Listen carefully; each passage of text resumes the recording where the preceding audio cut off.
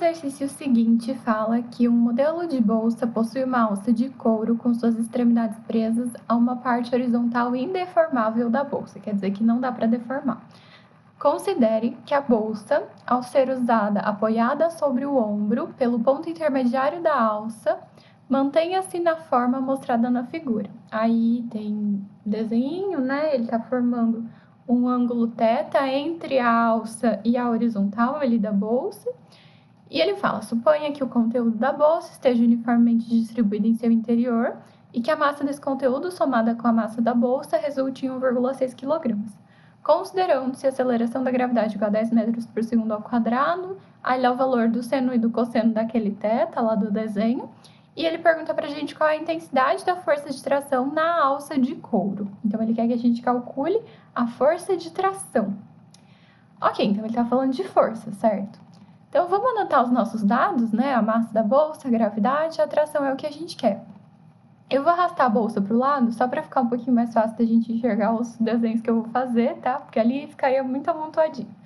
Então, quais são as forças que agem na nossa bolsa? Onde que está essa tração aí que ele quer que a gente calcule? O que é importante a gente pensar? A gente tem uma força puxando a bolsa para baixo, né? Puxando ela em direção ao chão, que é feita pela terra, que é a força peso.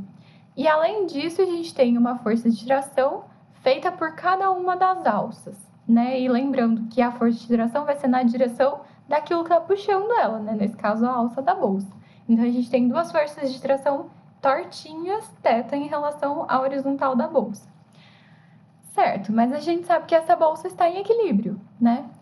Então, a gente vai ter que pegar uma dessas forças de tração, eu peguei a da esquerda, para a gente poder analisar um pouco melhor como é que ela vai funcionar. Porque, para ficar em equilíbrio, eu preciso que a força resultante nela seja igual a zero, certo? E para a força resultante ser igual a zero, eu preciso comparar forças que estão atuando na mesma direção. Nesse desenho, eu não tenho nenhuma na mesma direção. Então, o que eu vou fazer? Vou usar a nossa estratégia de decompor vetores e vou decompor esse vetor tração primeiro da esquerda, depois a gente faz a mesma coisa para o da direita. E aí eu vou transformar essa tração que está tortinha em um pedaço vertical, para eu poder comparar com o peso, e um outro pedaço horizontal, que aí eu vou comparar com o outro pedaço horizontal da outra tração. E daí eu só vou trabalhar com duas direções, porque aí fica fácil. Eu sei manipular bem mais tranquilamente vetores que estão na direção vertical e horizontal.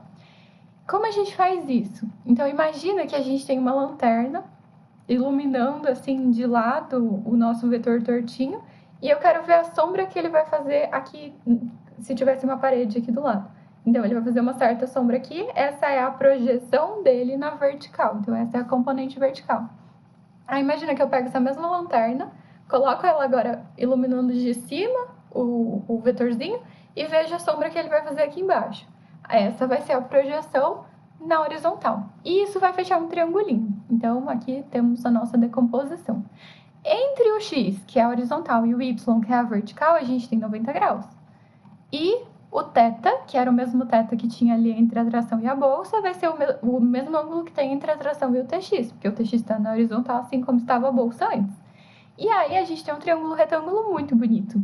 Então, a gente pode usar as propriedades de triângulo retângulo, então a gente pode usar seno, cosseno, para descobrir qual a relação entre o tx, o ty e o t, que é quem a gente quer, né? A gente quer o t.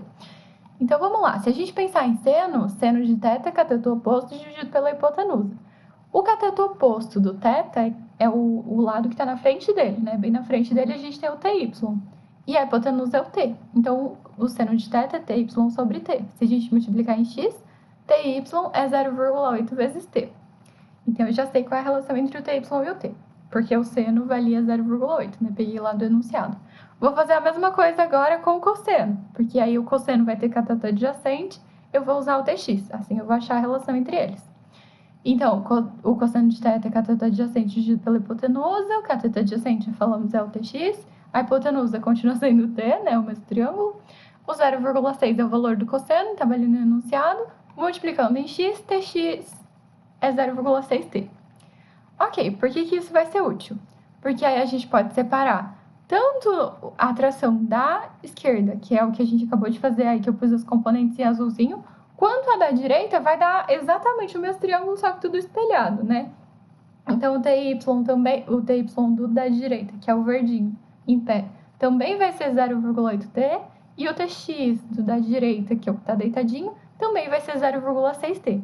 E aí, a hora que eu decomponho, eu esqueço aquela que eu tinha original, então apaga os Tzinhos, vai ficar só a vertical e a horizontal, tá? Então, esquece o T que estava grandão ali em preto. Vou olhar só pro verdinho, azulzinho e o peso, que eu não mexi com o peso.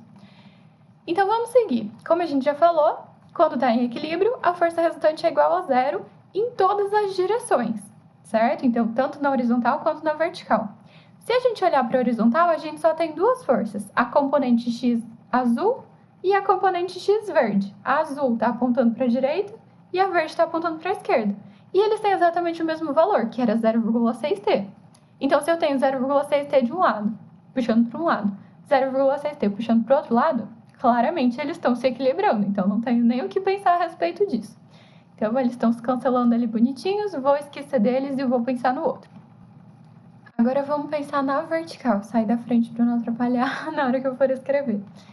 Então, na vertical, quais são as forças que a gente tem? A gente tem 0,8T do azulzinho para cima, que era o TY. Aí tem outro 0,8T do verdinho, que também era o TY, mas dá outra força. E para baixo a gente tem a força peso, ok? Então, a gente tem duas para cima que estão se ajudando e elas juntas precisam compensar o peso que era para baixo. Peso a gente sabe calcular, porque a gente tem massa e a gente tem gravidade. Então, 0,8T, que é o azul, mais 0,8T, que é o verde, precisam equilibrar o peso. 0,8T mais 0,8T dá 1,6T. E o peso é m vezes g. E a massa é 1,6 kg, a gravidade é 10. Aí, olha que legal, a gente tem 1,6 dos dois lados, podemos cortar.